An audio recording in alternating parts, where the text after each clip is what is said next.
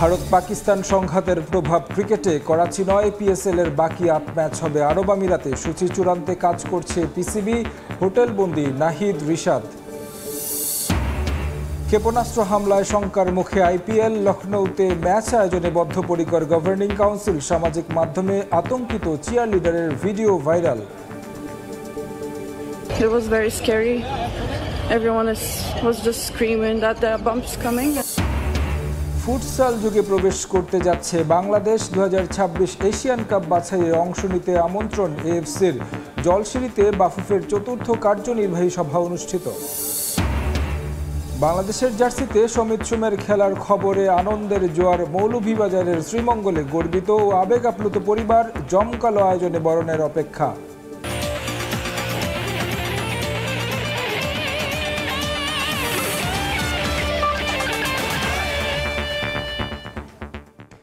বিশ্বের নানা প্রান্তের খেলাধুলার খবর নিয়ে আমাদের নিয়মিত আয়োজন খেলার সময়। আর এই আয়োজনে আপনাদের সঙ্গে আছি আমি তারেক হাসান শিমুল।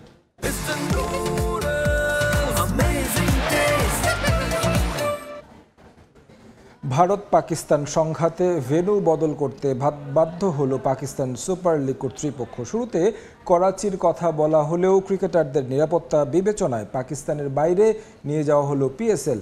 আসরের বাকি ৮ ম্যাচ অনুষ্ঠিত হবে সংযুক্ত আরব আমিরাতের দুবাইতে। এক সংবাদ বিজ্ঞপ্তিতে বিষয়টি নিশ্চিত করেছে পাকিস্তান ক্রিকেট বোর্ড। তবে ক্রিকেটাররা কবে নাগাদ দুবাই যাবেন সে বিষয়ে এখনও সিদ্ধান্ত নেয়নি পিসিবি। অতীত ইতিহাস বিবেচনায় গতকাল থেকেই পাকিস্তানে অবস্থানে অনীহা দেখা দেয় বিদেশি ক্রিকেটারদের মধ্যে। দফায় দফায় বৈঠক করে এবং করাচিতে ম্যাচ আয়োজনের প্রতিশ্রুতি দিয়েও তাদের রাজি করাতে পারেনি পিসিবি। শেষ পর্যন্ত পুরো লিগটাকে পাকিস্তান থেকে সরিয়ে আরব আমিরাতে নিয়ে যাওয়ার সিদ্ধান্ত নেয় তারা। পাকিস্তান সুপার লিগের বাকি ম্যাচ হবে দুবাইয়ের ইন্টারন্যাশনাল ক্রিকেট স্টেডিয়ামে। স্পষ্ট বোঝা যাচ্ছে আমাদের চলমান পাকিস্তান সুপার লিগ বিঘ্নিত করার উদ্দেশ্যে ভারত রাওয়ালপিন্ডি স্টেডিয়াম প্রাঙ্গণে দায়িত্ব জ্ঞানহীন এ হামলা চালিয়েছে। এ অবস্থায় ক্রিকেটারদের নিরাপত্তার কথা বিবেচনায় পিসিবি বাকি ম্যাচগুলো দুবাইয়ে স্থানান্তর করার সিদ্ধান্ত নিয়েছে। তবে ভেন্যু স্থানান্তর করলেও এখনও সূচি চূড়ান্ত করতে পারেনি পিসিবি। খুব শিগগিরই পিএসএল এর গ্রুপ পর্বের 4 ম্যাচ, কোয়ালিফায়ার 2টি এলিমিনেটর এবং ফাইনালের সূচি ঘোষণা করা হবে বলে জানিয়েছে পাকিস্তান ক্রিকেট বোর্ড। তামিম হোসেন, সময় সংবাদ। এই মুহূর্তে বাংলাদেশ ক্রিকেট বোর্ডে আছেন রিপোর্টার সাব্বির মিথুন। সরাসরি চলে যাচ্ছি তার কাছে। যেমনটা জানেন, ইউএইতে যে 2 ম্যাচের টি-20 সিরিজ এবং পরবর্তীতে পাকিস্তানের 5 ম্যাচের টি-20 সিরিজকে সামনে রেখে পিসিবিতে নির্ধারিত সময়ের অনুশীলন কিন্তু চলেছে। আজকে সকাল নাগাদ তো সেই অনুশীলন মাঠে গড়িয়েছে। প্লেয়াররা নিজেদের ঝালিয়ে নেওয়ার কাজটা করেছে। যদিও বা এই সিরিজ দুটোই আসলে অনিশ্চিত, কারণ ভারত পাকিস্তানের যে যুদ্ধ অবস্থা সেখানে কিন্তু আসলে বাংলাদেশের এই সিরিজটা হবে কিনা, অর্থাৎ পাকিস্তান সিরিজে যদি বাংলাদেশ দল না যায় সেক্ষেত্রে কিন্তু দুবাইতে যে 2 ম্যাচের টি-20 সিরিজ রয়েছে সেটাও হবে না, অর্থাৎ সেখানেও বাংলাদেশ দলের সফরটা অনিশ্চিত হয়ে যাবে। সব মিলিয়ে অনুশীলন চললেও বাংলাদেশের ক্রিকেট দলের এই পরবর্তী শিডিউল কিন্তু খুব জড়িত ভারত পাকিস্তানের অবস্থার উপর। পাশাপাশি সেখানে অবস্থানরত যে 2 বাংলাদেশি ক্রিকেটার নাহিদ রানা এবং রিশাদ হোসেন, তাদেরকে নিয়েও কিন্তু একটা ব্যস্ত সময় পার করছে পিসিবি। তাদেরকে দেশে ফিরিয়ে আনার ব্যাপারে নিয়মিত যোগাযোগ রাখা হচ্ছে। সেখানে অবস্থানরত বাংলাদেশের যে হাই কমিশনার, সেই হাই কমিশনার ছাড়াও পাকিস্তানের পিসিবি কর্তাদের সঙ্গেও পিসিবি আসলে নিয়মিত যোগাযোগ রাখছে। তাদের দেশে ফিরিয়ে আনা হবে কিনা সে বিষয়ে একটা সিদ্ধান্ত চলছে। যদিও বা পাকিস্তানের বর্তমানে কোনো ধরনের বিমান আসলে ওঠানামা বন্ধ হয়ে আছে এবং তাদের আকাশপথ যেহেতু এই মুহূর্তে খুব বেশি ঝুঁকিপূর্ণ, সেহেতু রিশাদ এবং নাহিদ রানাকেও একটা বন্দি অবস্থা পার করতে হচ্ছে এই পিএসএল খেলতে গিয়ে। এখন তাদের পরবর্তী গন্তব্য কোথায় হবে, দুবাইতে দলের সঙ্গে তারা যাবে কিনা কিংবা সেই পিএসএল কে বিদায় বলে তারা বাংলাদেশে ফিরবে কিনা সেটাও এখন পর্যন্ত নিশ্চিত নয়। আমরা চেষ্টা করেছি এই 2 ক্রিকেটারের সঙ্গে যোগাযোগ করার, তবে এখন পর্যন্ত তাদের কাছ থেকে কোনো ধরনের রেসপন্স পাওয়া যায়নি।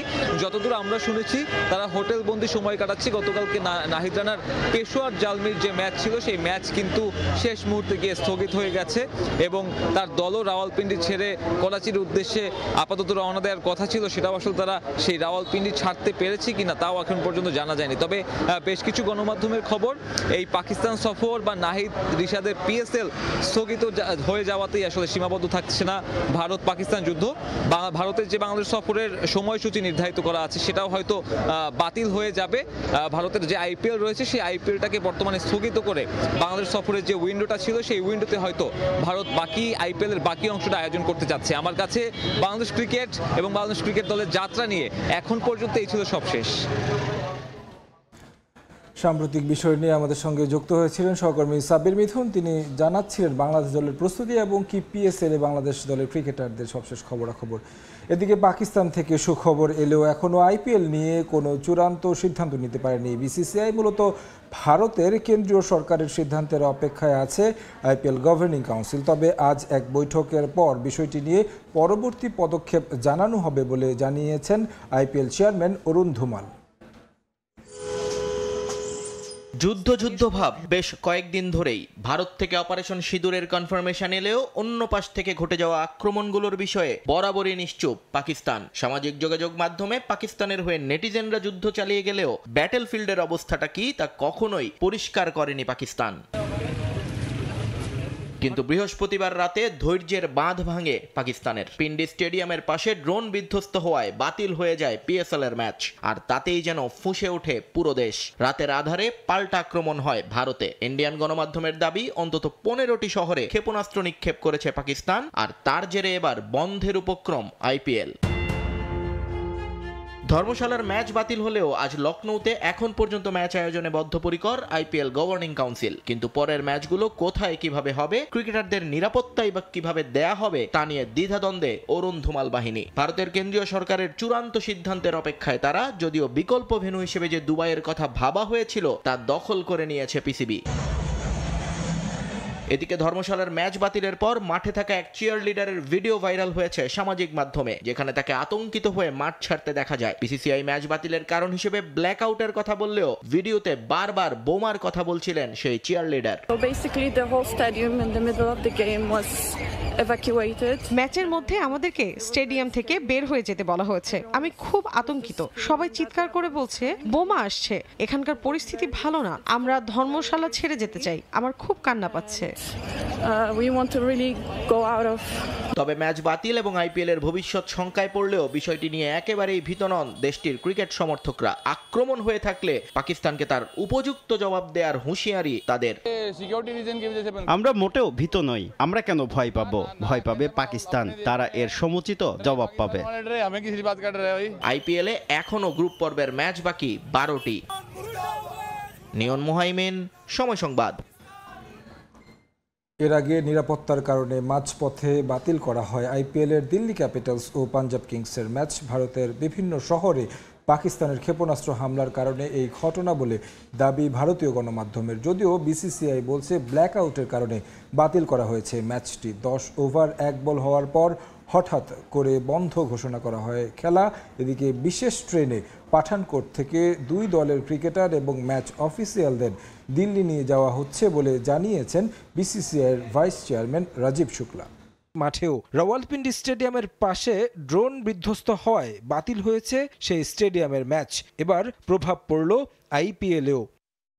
এদিন ভারতের ধর্মশালায় আইপিএলের 58তম ম্যাচ চলছিল। তার আগে হয় দারুণ কনসার্টও। দিল্লি ক্যাপিটালসের বিপক্ষে টস জিতে ব্যাট করতে নামে পাঞ্জাব কিংস। দুর্দান্ত শুরু করেন 2 ব্যাটার, গড়েন 122 রানের জুটি। নটরাজনের বলে আউট হয়ে ফেরেন প্রিয়ান্স আরিয়া। এরপরই ফ্লাড লাইটের আলো নিভে আসে। কিছুক্ষণ পর ঘোষণা দেওয়া হয় ম্যাচ বাতিল।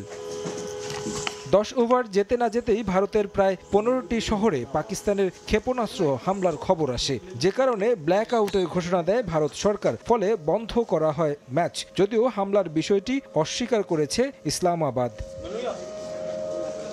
ম্যাচ বাতিলের সঙ্গে ঘোষণা দেওয়া হয় দর্শকদের মাঠ থেকে নিরাপদ স্থানে চলে যেতে। আইপিএল সভাপতি অরুণ ধুমাল উপস্থিত ছিলেন মাঠে। নিজে দর্শকদের বের হয়ে যেতে আহ্বান করেন। আনুষ্ঠানিকভাবে বিসিসিআই এক্স হ্যান্ডেলে বার্তা দিয়ে ম্যাচ বাতিলের বিষয়টি নিশ্চিত করে। তারেক হাসান শিমুল, সময় সংবাদ। ইসলামাবাদ দিল্লি চরম অস্থিরতায় শঙ্কায় টাইগারদের পাকিস্তান সফর। পিসিবি এই সিরিজ যথাসময়ে আয়োজনে আশাবাদী। তবে হাতে সপ্তাহ 2-1-এর বেশি সময় থাকায় এ নিয়ে সিদ্ধান্ত নিতে আরও 3-4 দিন অপেক্ষা করতে চায় বিসিবি। প্রয়োজনে পাঠানো হবে পর্যবেক্ষক দল। বোর্ড পরিচালক আকরাম খান বলছেন, ক্রিকেটারদের নিরাপত্তায় থাকবে সবার আগে। তাই তো যে সিদ্ধান্তই নেওয়া হোক না কেন তা হবে সব পক্ষের সঙ্গে পরামর্শের ভিত্তিতে। আক্রমণ পাল্টা আক্রমণ, প্রতিশোধ নেয়ার হুমকি, দুই পরমাণু শক্তিধর দেশের মধ্যে উত্তেজনা চরম পর্যায়ে। তাতে দক্ষিণ এশিয়ার রাজনীতি অর্থনীতির সমীকরণের সঙ্গে পাল্টে যেতে পারে ক্রিকেট কূটনীতিও। তবে সেক্ষেত্রে প্রথম ধাক্কাটা লাগবে টাইগার ক্রিকেটে। সূচি অনুযায়ী 25 মে থেকে 3 জুন ফয়সালাবাদ আর লাহোরে বাংলাদেশ পাকিস্তান 5 ম্যাচের টি-20 সিরিজ। চলমান পরিস্থিতিতে বড় প্রশ্ন, এফটিপির এই সিরিজটি মাঠে করাবে তো? নতুন এক্সপিরিয়েন্স আমাদের জন্য, যত আমাদের ক্রিকেট ক্যারিয়ারে বলেন, সিলেক্টর ডাইরেক্টর হিসাবে কিন্তু এই ধরনের কোনো সমস্যার কোনোদিন আমরা পড়ি নাই। তবে কঠিন এই সিদ্ধান্ত নিতে আরো খানিকটা সময় নিতে চায় বিসিবি। প্রয়োজনে পর্যবেক্ষক দল পাঠিয়ে পর্যবেক্ষণ করা হবে পরিস্থিতি। সম্মান দিতে চায় বিসিবি সিদ্ধান্তকেও। বিসিবি পরিচালকরা পাকিস্তান সিরিজ নিয়ে নিয়মিত জরুরি আলাপ সারছেন নিজেদের মধ্যেও। বলা ডিফিকাল্ট আমরা যাবো কি যাবো না, আমাদের কিছুদিন ওয়েট করা উচিত। পাকিস্তান কি বলছে সেটাও কিন্তু আমাদেরকে মূল্যায়নটা দিতে হবে, কারণ ওদের সিচুয়েশন তো ওরা আমাদের চেয়ে ভালো বুঝবে। আমরা 2-4 দিন আরও একটু ওয়েট করে এটা সিচুয়েশনটা বলা যাবে, কারণ সিচুয়েশনটা কোন দিকে যাচ্ছে সেটা একটা ব্যাপার। বিসিসিআই আর পিসিবি দুই বোর্ডের সঙ্গে নিয়মিত যোগাযোগ রাখছে বাংলাদেশ ক্রিকেট বোর্ড। শেষ পর্যন্ত পরিস্থিতি উন্নতি হলেও পাকিস্তান সফরে যেতে কাউকেই জোর করবে না বিসিবি। সবার আগে দেয়া হবে ক্রিকেটারদের নিরাপত্তাকে গুরুত্ব। বাংলাদেশ যাওয়ার কথা, পাকিস্তানে, ইন্ডিয়া বাংলাদেশে আসার কথা, আবার এশিয়া কাপ আছে। সো সব কিছু মিলে যদি সিচুয়েশন নর্মাল না হয় তাহলে ডিফিকাল্ট হয়ে যাবে। নিউজিল্যান্ডে যে একটা ঘটনা হয়েছিল, আমরা কিন্তু ওখানে না খেলে প্লেয়ারদেরকে নিয়ে আসছি। তো প্লেয়ারদের সেফটি, প্লেয়ারদের প্রায়োরিটি হলো সবার আগে, সেটা সবাইকে মনে রাখা উচিত এবং এটা আমাদের করা উচিত এবং ইনশাল্লাহ এটাই আমরা করব। পাকিস্তান আর আমিরাত সফরের জন্য 14 মে সকালে দেশ ছাড়ার কথা টাইগারদের। তবে শেষ পর্যন্ত পাকিস্তান সিরিজ স্থগিত হলে প্রস্তুতির জন্য খেলা ইউএস সিরিজ আদৌ হবে কিনা উঠেছে সেই প্রশ্ন। সব মিলিয়ে অস্থির সময়ে কঠিন দিনই অপেক্ষা করছে ক্রিকেটের জন্য। মাহবুব রিমন, সময় সংবাদ, ঢাকা। 19 দলের খবর, বৃষ্টিতে ভেসে গেল সিরিজের শেষ ওয়ানডে। প্রথমে ব্যাট করতে নেমে 39 ওভার 3-এ উইকেট হারিয়ে 188 রান করতে বৃষ্টির বাধায় বন্ধ হয় ম্যাচ। ভারী বর্ষণের ফলে আর মাঠে নামা হয়নি ক্রিকেটারদের। তবে 6 ম্যাচ সিরিজে ইয়াং টাইগাররা জিতেছে 3-2 ব্যবধানে। দুর্দান্ত ছন্দে থাকা জাওয়াদ আবরার এদিন ব্যর্থ হন, ফিরে যান কোনো রান না করেই। তবে কালাম সিদ্দিকী করেন 31 রান। অধিনায়ক আজিজুল হাকিম খেলেন দায়িত্বশীল ইনিংস। শুরুর ধাক্কা সামাল দিয়ে এগুচ্ছিলেন সেঞ্চুরির পথে, তবে 94 রানে তাকে থামতে হয় কাগাসা মাথুলানের বলে। এরপর রিজান আর মোহাম্মদ আবদুল্লাহ মিলে জুটি করেন 48 রানে রিজান, আর 5 রানে অপরাজিত থাকেন আবদুল্লাহর পর বৃষ্টির বাধায় বন্ধ হয় ম্যাচ। তবে আগেই 3 ম্যাচ জিতে এগিয়েছিল বাংলাদেশ। সেই সুযোগে 3-2 ব্যবধানে সিরিজ নিজেদের করল আজিজুল হাকিমরা।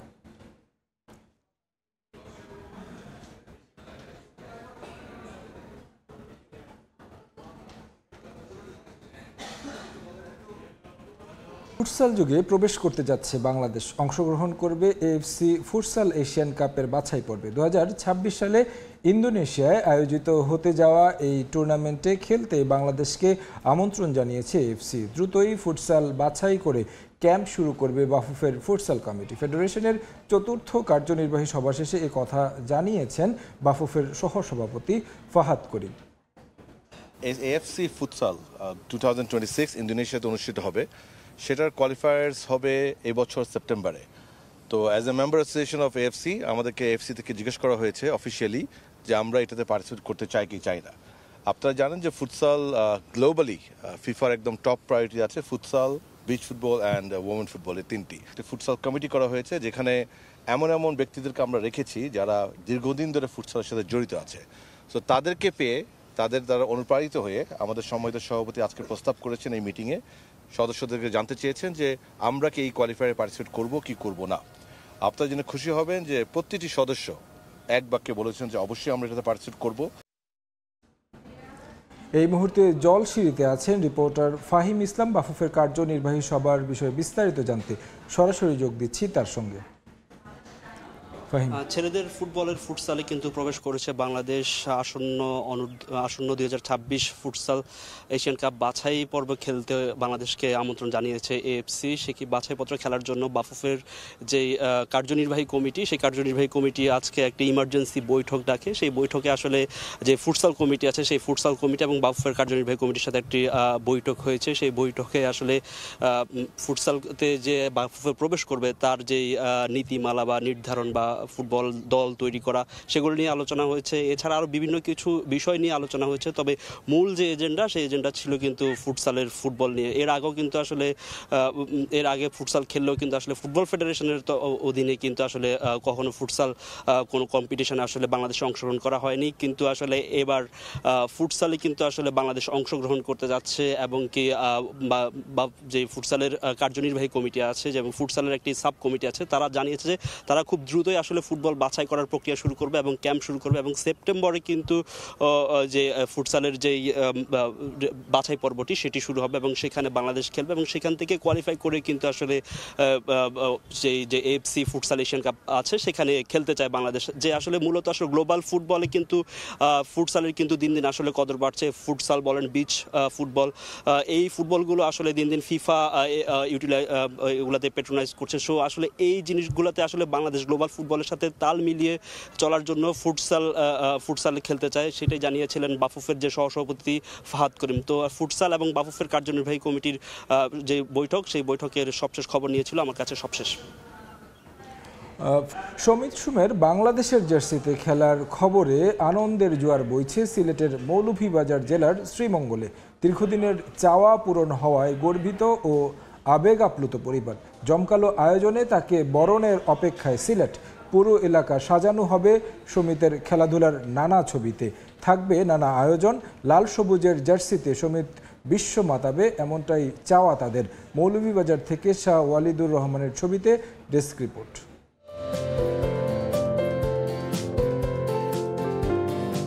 চায়ের রাজ্য সিলেটের মৌলভীবাজার জেলার শ্রীমঙ্গলের দক্ষিণ উত্তর সুরের সোমবাড়িতে চলছে উৎসবের প্রস্তুতি। ঘরের ছেলে ফিরছে তার আপন ভুবনে। তবে কানাডা প্রবাসী ফুটবলার সমিত সোমের এবারের ফেরাটা একটু আলাদা। সোমবাড়ির আগে থেকেই রয়েছে সমৃদ্ধ অতীত। দাদা মানিকলাল সোমও ছিলেন ফুটবলার। তার পথ ধরে ফুটবলকে নিজের সঙ্গী করেছেন সমিত সোম। এতদিন কানাডা জাতীয় দল সহ অনেক দেশের ঘরোয়া লিগের ক্লাবে খেলেছেন। তবে এবার পূরণ হয়েছে স্বপ্ন, খেলবেন মাতৃভূমির হয়ে, গায়ে জড়াবেন লাল সবুজের প্রিয় জার্সিটা। ফিফার অনুমোদন পাওয়ার খবরে পুরো এলাকা জুড়ে শুরু হয়েছে উৎসব। সিঙ্গাপুরের বিপক্ষে আগামী 10 জুন এএফসি এশিয়ান কাপ বাছাইয়ে খেলতে দেশে আসবেন সমিত। ভালোবাসা নিয়ে তাকে বরণে প্রিয়জনদের মাঝে চলছে প্রস্তুতি। জাতীয় দলে যে খেলবো, আমার ছেলে, আমার ভাতিজা, আমার বংশের, এটা বিরাট জিনিস, বিরাট ব্যাপার। আমরা শ্রীমঙ্গলের মানুষও রেডি তাদের সংবর্ধনা দিত। ম্যারাডোনার একটা আছে না, স্ট্যাচুর মতো বল মারে, তার ছবিটা তারে দিয়ে আমি একটা ছবি বানাইবার চেষ্টা করতাম আর কি। সমিত যখন বাড়িতেই তো তখন ফুটবলই খেলতো, খুব পছন্দের খেলা এটাই আছে। লাল সবুজের জার্সিতে খেলবেন সমিত, এ যেন চির আরাধ্য ছিল এই পরিবারটির কাছে। বাঙালি খাবার বেশ প্রিয়। ট্রিপলিতে গ্রাজুয়েশন শেষ করা সমিতের। এই যে কানাডার একটা অত বড় একটা প্লেয়ার, এরকম তার কোনো গর্ব টর্ব কিচ্ছু নাই। ভাই হিসাবে এতটুকুই আমরা প্রাউড ফিল করি যে আমরা দেশের খেলবো। আমরা তার হয়তো এতদিন আমরা তার খেলা আমরা টিভিতে দেখছি, ইউটিউবে দেখছি, এখন আমরা ঢাকা থেকে সরাসরি দেখব। সমিতের জন্য হৃদয় উজাড় করা ভালোবাসা নিয়ে অপেক্ষায় আছেন এলাকাবাসীও। যে আমরা সিলেটের সন্তান হিসাবে যে তাই এই ফ্যাসিলিটিস আর তাই যে বাংলাদেশে খেলবো আর কি, ওটাই আমরা খুশি আনন্দিত। দেশের বাইরে ফুটবল খেলুন, খুব বালা ফুটবল খেলুন, তার লেগে তার ফুটবল মামা ডাকি। 2 জুন ঢাকায় আসার কথা ক্যাভালরি এফসিতে খেলা সমিত সোমের। সময় সংবাদ, সিলেট।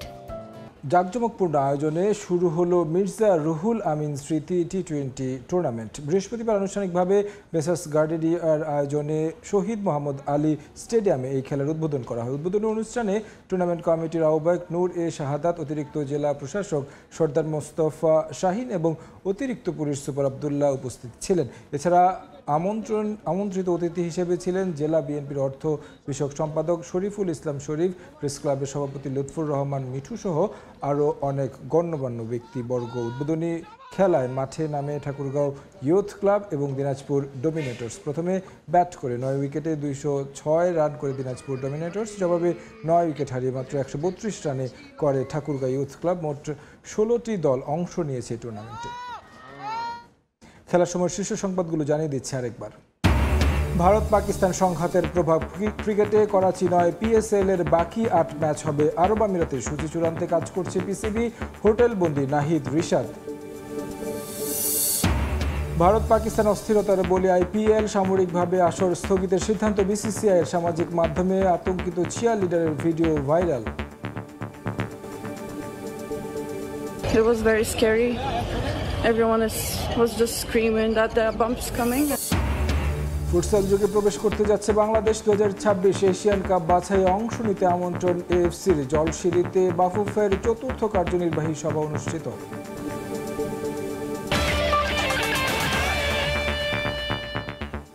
এই ছিল খেলার সময়ের এখনকার আয়োজন। সঙ্গে থাকুন সময়ের।